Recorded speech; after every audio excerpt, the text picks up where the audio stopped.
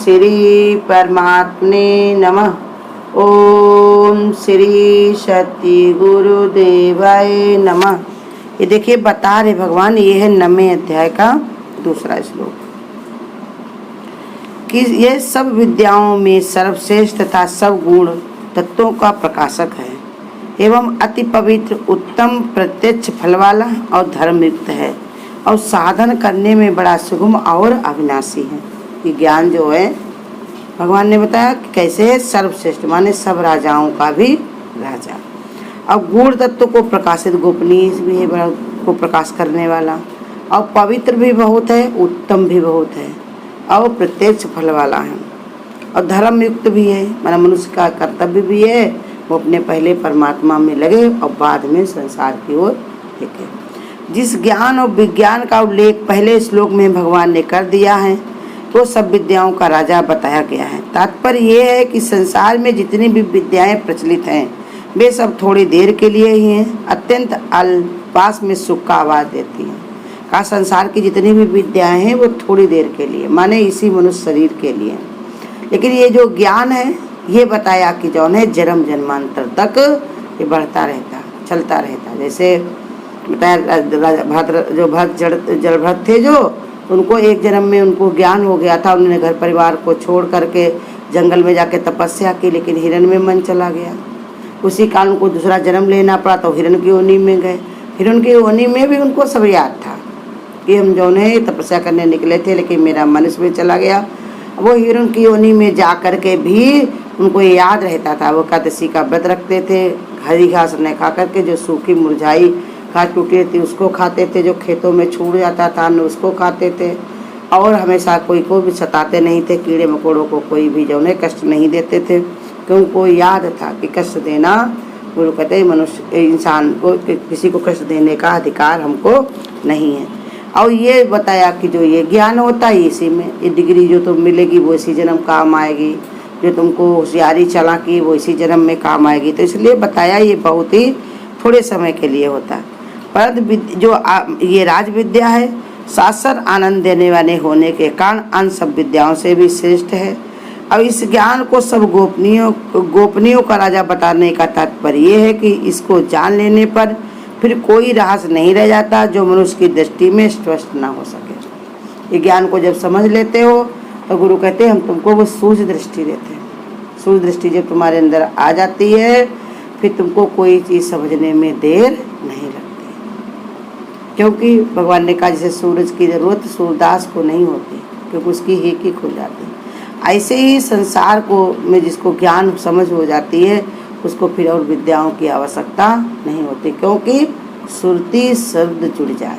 जो तुम्हारे अंदर सुरती माने परमात्मा तत्व है, सत्य स्वरूप है, उसमें अगर तुम्हारा जुड़ाव हो जाए तो तुमको अपने आप ही उत्तर आता रहेगा। जैसे कुएं में स्रोत खोद दिया जाता, स्रोत मिल जाता है जब कुएं में, तो फिर पानी अपने आप इसमें भरता रहता है, भराया नहीं जाता है अलग से ट्यूबवेल को जब वो उसको बोरिंग करा करके कहीं से पानी भरा जाए या कुछ भी, जब उसको मिल जाता है स्रोत तो अपने आप ही आया करता है, भगवान ने बताया। तो ऐसे ही बताया कि गोपनीय ज्ञान भी है, जब तुम्हारी समझ में आ जाता तो फिर उसको भुलाने में भूल नहीं पाता, वो तुमको अंदर से ही समझाता रहेगा, बताता रहेगा।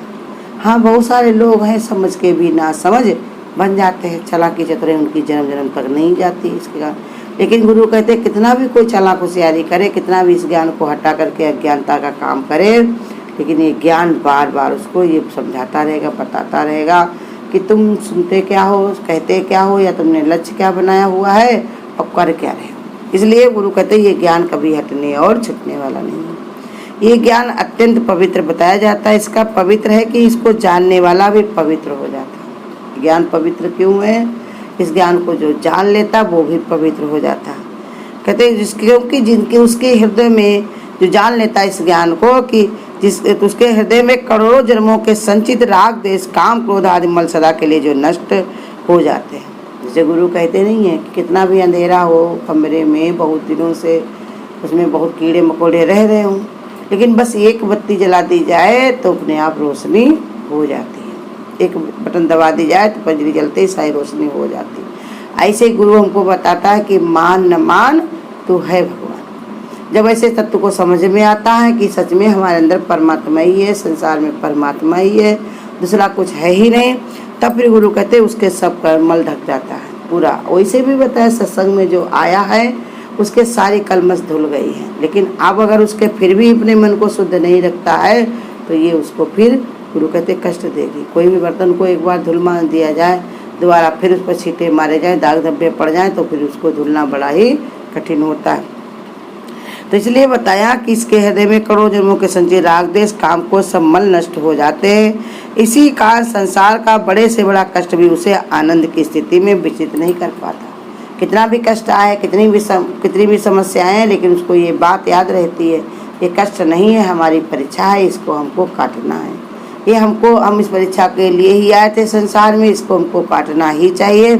इसको काटे बिना हमको छुट्टी नहीं मिलती। जैसे बच्चों के पेपर होते हैं तो माँ बाप परेशान हो जाते, लेकिन जो पढ़े लिखे बच्चे होशियार होते हैं परेशान नहीं होते, बढ़िया सी ड्रेस पहन के तैयार होकर के जाते, क्योंकि उनको ये पता होता है ये परीक्षा हम देंगे तभी हमको अगला क्लास मिलेगा, सर्टिफिकेट मिल पाएगा।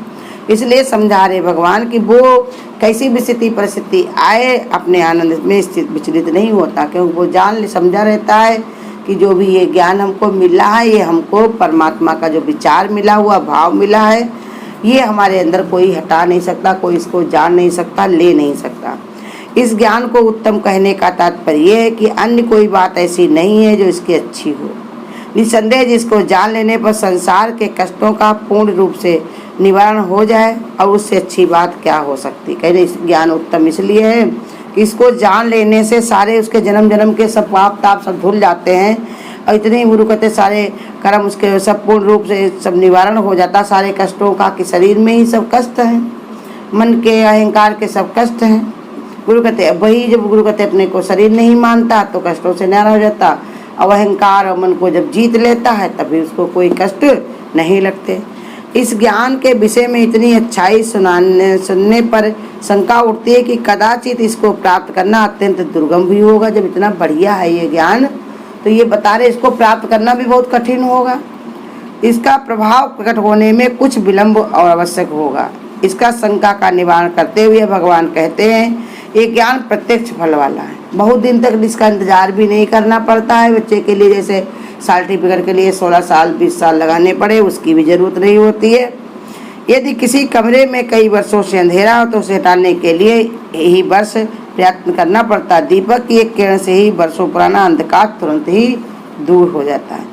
इसी प्रकार ज्ञान को प्राप्त करने से इसका पहला कदम रखते ही मनुष्य के सारे कष्ट छिन्न भिन्न होने लगते हैं। इसलिए उसे प्रत्येक फल वाला कहते हैं। भगवान ने कहा जो संत महात्मा लोग भगवान की शरण में आए, जिन्होंने अपने अंदर ये ज्ञान की ज्योति जलाई, तो उनके सारे कष्ट कैसे हो गए, छिन्न भिन्न।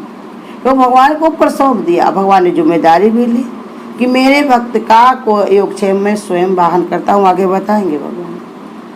हम ऐसा नहीं अपने भक्त को मैं छोड़ देता। जैसे एक माँ बच्चे को जन्म देती है, पालन पोषण करती है, तो खाने की पीने की रख रखाव की सारी चिंता वो करती है। ऐसा नहीं बच्चे को पैदा करके छोड़ दिया।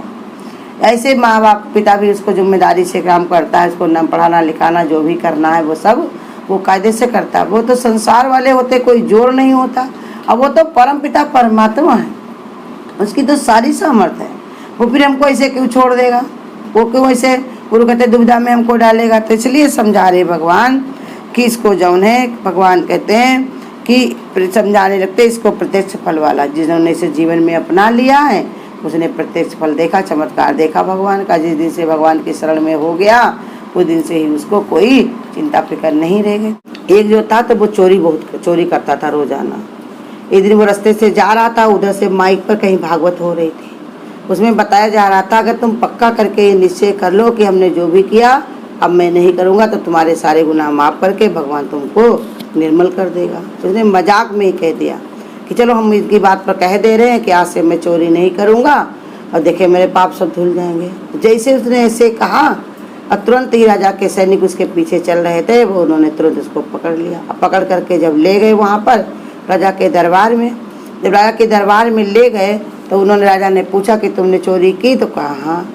तो भाई राजा ने उनके सजा के तौर पर उनके लिए फांसी तैयार करवाई, किसने चोरी की है।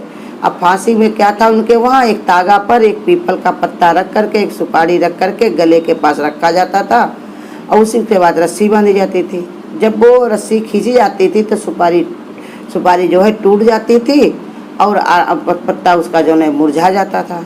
तो जैसे राजा ने इसके ऊपर प्रतिक्रिया जैसे ही वो क्या हुआ, पत्ता मुरझाया भी नहीं और सुपारी गिरी भी नहीं और फांसी इसके लगी नहीं। एक बार किया, 2 बार किया, 3 बार किया। राजा ने कहा ऐसा कैसे हो सकता, प्रकृति जो है ऐसे कैसे कर सकती है, ये कैसे हो गया है, इसको फांसी क्यों नहीं लग रही है। तब वह चोर ने कहा भैया हमें नहीं पता क्या हुआ। कहा तुम ऐसा तो नहीं तुमने चोरी ना की हो और हम तुमको बेकार में ही सता रहे हो। तो कहा नहीं चोरी हमने की है, जितनी चोरी की है वो सारा सामान भी हमने गाड़ रखा है पेड़ के नीचे, चलो हम तुम्हें दिखा दें। तो वहाँ ले जाकर के जब राजा के सैनिक ले गया, उसने दिखाया कि सारा सामान जो है उसका रखा हुआ है। तो जब दिखाया उसको तो सब अचंभे में पड़ गए, ऐसा क्यों। राजा के पास एक राजा जो होते तब उनके गुरु ने बताया कि देखो कोई न कोई बात जरूर है, इसके साथ में कोई न कोई घटना घटी जरूर है, नहीं तो ऐसा क्यों होता। राजा ने कहा कि ध्यान करके बताओ कि तुमने कैसे क्या किया। तो कहा देखो हमको कुछ याद नहीं, लेकिन हमने मजाक में ही एक माइक में बताया जा रहा था कि आज से तुम अगर पक्का संकल्प कर लो तो तुम्हारे सारे पुराने पाप धुल दिए जाएंगे। तो हमने इसे मजाक में कह दिया था, हो सकता है इसी का असर हो। तो कहते मजाक में उसने कह दिया था, तब भी उसका असर ऐसे पड़ा। राजा भी ये समझा और उसने भी भगवान की भक्ति करनी शुरू कर दी।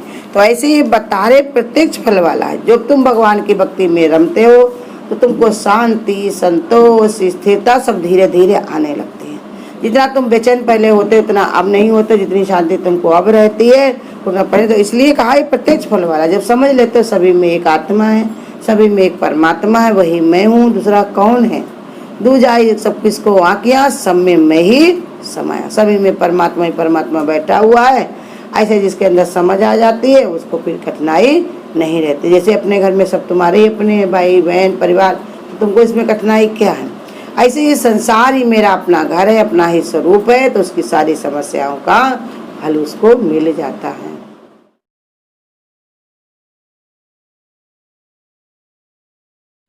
कुछ न बिगड़ेगा तेरा सत्य गुरु शरण आने के बाद, हर खुशी मिल जाएगी कदमों में झुक जाने के बाद।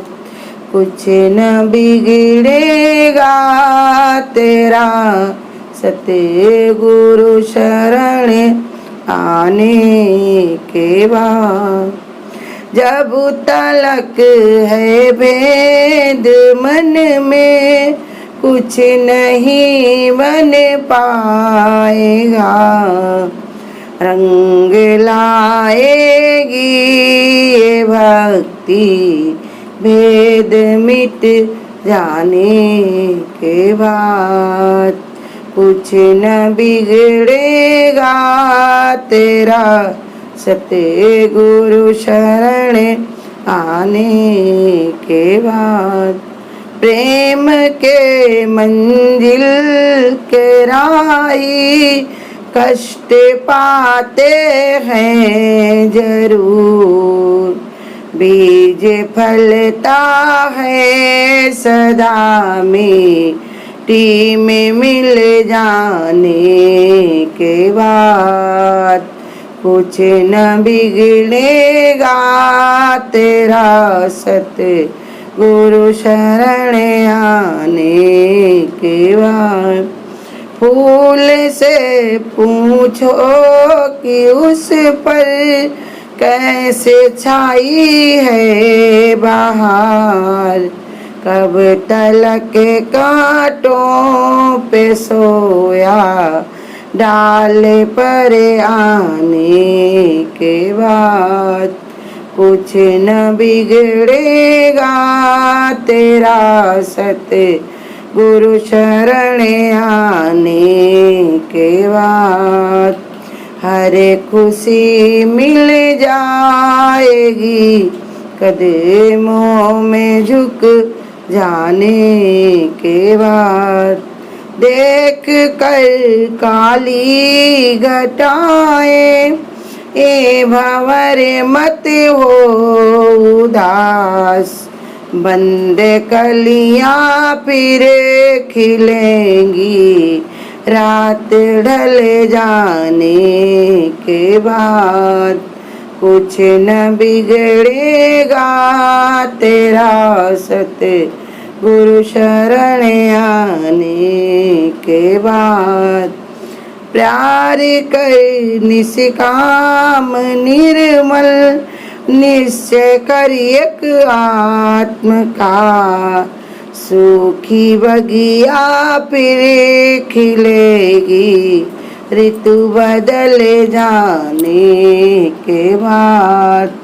कुछ न बिगड़ेगा तेरा सतगुरु शरण आने। अगर आपको आज की वीडियो अच्छी लगी हो तो वीडियो को लाइक और शेयर करना ना भूलें।